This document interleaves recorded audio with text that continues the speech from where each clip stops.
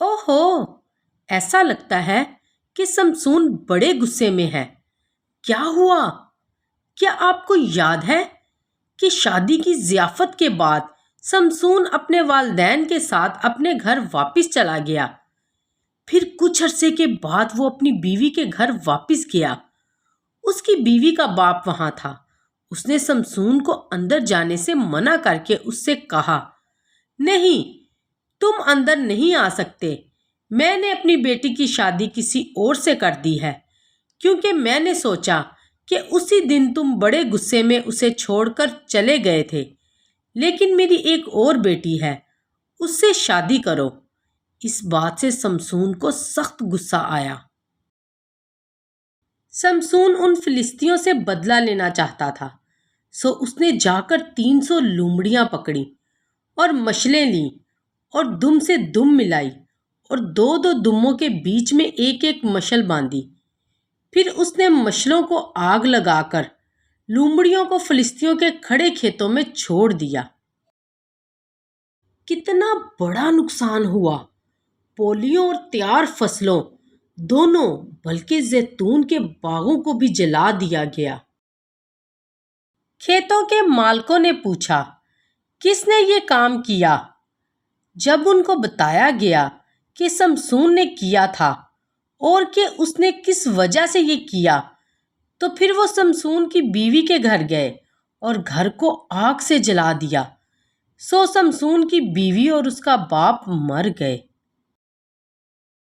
اس بات سے سمسون کا غصہ اور زیادہ بڑھ گیا اور وہ چلانے لگا، اس کام سے اب میں تم سے بدلہ لوں گا۔ پھر اس نے فلسطینیوں پر حملہ کیا اور بہت سے لوگوں کو مار ڈالا۔ اس کے بعد وہ جا کر چٹان کی درار میں رہنے لگا۔ پھر فلسطی اسرائیلیوں کے خلاف جنگ کرنے یہودا گئے، جو اسرائیل کا ملک تھا۔ وہاں کے لوگوں نے پوچھا، تم کیوں جنگ کرنے ہم پر چڑھ آئے ہو؟ فلسطینیوں نے جواب دیا، ہم سمسون کو پکڑنے آئے ہیں، تاکہ جیسا اس نے ہم سے کیا ہم بھی اس سے ویسا ہی کریں۔ پھر یہودا سے 3000 اسرائیلی آدمی سمسون سے ملنے گئے۔ انہوں نے اس سے کہا، کیا تم نہیں جانتے کہ فلسطی ہم پر حکمران ہے؟ تم نے ہم سے یہ کیا کیا ہے؟ سمسون نے جواب دیا، جیسا انہوں نے مجھ سے کیا میں نے ان سے ویسا ہی کیا۔ ان آدمیوں نے سمسون سے کہا، ہم تمہیں باندھنے کے لیے آئے ہیں تاکہ تمہیں فلسطینیوں کے حوالے کر دیں۔ سمسون نے ان سے کہا، میرے ساتھ وعدہ کرو کہ تم خود مجھ پر حملہ نہ کرو گے۔ انہوں نے جواب دیا، نہیں، بلکہ ہم صرف تمہیں باندھ کر ان کے حوالے کر دیں گے، ہم تمہیں ہرگز جان سے نہیں ماریں گے۔ سو انہوں نے اس کو 2 نئی رسیوں سے باندھا اور غار میں سے اوپر اتار کر فلسطینیوں کے پاس لے گئے۔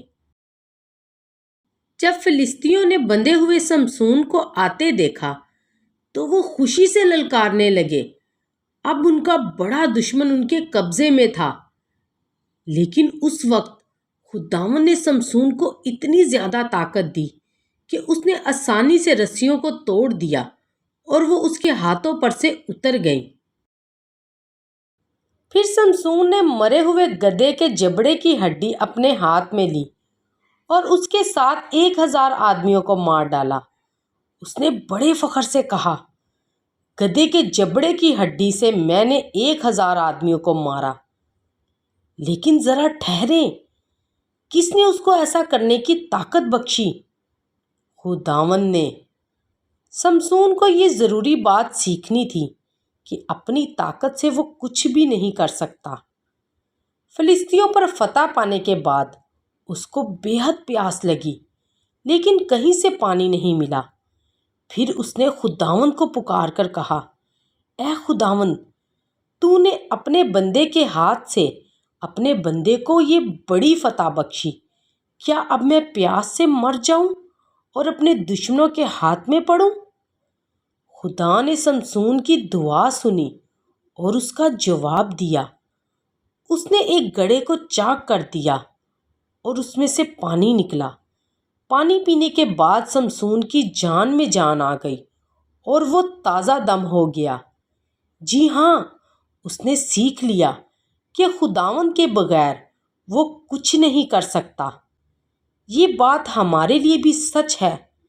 جو کچھ ہم کر سکتے ہیں ہم صرف اور صرف خداوند کی مدد اور طاقت سے کر سکتے ہیں، کیونکہ اس نے ہمیں ایسا بنایا ہے۔ اس کے بغیر ہم کچھ نہیں کر سکتے۔